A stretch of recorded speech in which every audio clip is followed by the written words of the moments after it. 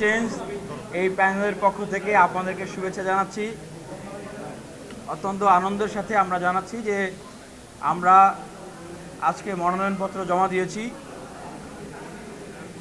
Vice president অর্থাৎ ডাকসুর VP পদে আমি বিনিয়ামিন মোল্লা জমা দিয়েছি ফর্ম, এবং এই DUCSU for change, vote for change আমাদের এই যে প্যানেল থেকে জিএস পদে মনোনয়নপত্র জমা দিয়েছে সাবিনা ইয়াসমিন।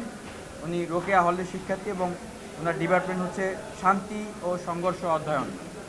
এবং এজিএস পদে জমা দিয়েছেন রাকিবুল ইসলাম, উনি ঢাকা বিশ্ববিদ্যালয়ের মার্কেটিং ডিপার্টমেন্টের শিক্ষার্থী এবং ওনার হল হচ্ছে সলিমুল্লাহ মুসলিম হল। এছাড়াও আমরা আর যে পদগুলোতে আমাদের মনোনয়ন জমা দিয়েছি আমি সেই নামগুলো ঘোষণা করছি। বিজ্ঞান ও প্রযুক্তি বিষয়ক সম্পাদক মোহাম্মদ সাকিব খান, আন্তর্জাতিক সম্পাদক মোহাম্মদ তোফাজ্জল হক আকাশ, সমাজসেবা সম্পাদক আরিফুর রহমান মজুমদার, ক্রীড়া সম্পাদক মোহাম্মদ মুক্তার হোসেন, মুক্তিযোদ্ধা ও গণতান্ত্রিক আন্দোলন সম্পাদক Hriday Ahmed, common room, reading room ও সাহিত্য ও সাংস্কৃতিক সম্পাদক সাবে মাসানি, স্বাস্থ্য ও পরিবেশ সম্পাদক রাকিব হোসেন গাজী, মানবাধিকার ও আইন সম্পাদক ইশতিয়াক আহমেদ, গবেষণা ক্যারিয়ার উন্নয়ন সম্পাদক মোহাম্মদ রজব সালার খান শাওন। সদস্য পদে জমা দিয়েছেন মাহতাব ইসলাম, মোহাম্মদ মাহতাব ইসলাম, মোহাম্মদ রফিক, রাকিবুল আলম রুদ্র, কৌফিক আদির, মুফাসিল হক, আবদুল্লাহ আল নোমান। প্রিয় সাংবাদিক ভাইরাস,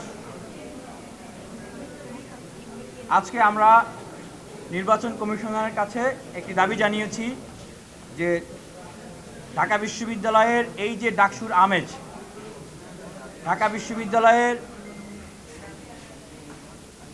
প্রায় 19 জন শিক্ষার্থীর ভিতরে একজন করে ক্যান্ডিডেট রয়েছে।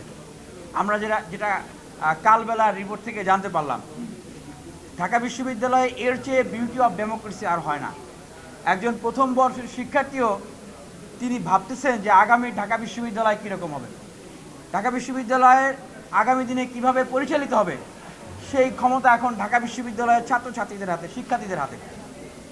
আর আমরা যে দাবিটি আজকে জানিয়েছি, যেহেতু কেন্দ্রে 28টি পদ এবং হলগুলোতে 13টি পদ, অনেকগুলো পদ কিন্তু, এবং প্রতি 19 জন শিক্ষার্থীর ভিতরে একজন করে শিক্ষার্থী ক্যান্ডিডেট, সেক্ষেত্রে নামগুলো মনে রাখা কিন্তু খুব কঠিন এবং অনেকেরই নাম কিন্তু খুব কাছাকাছি হয়ে যায়।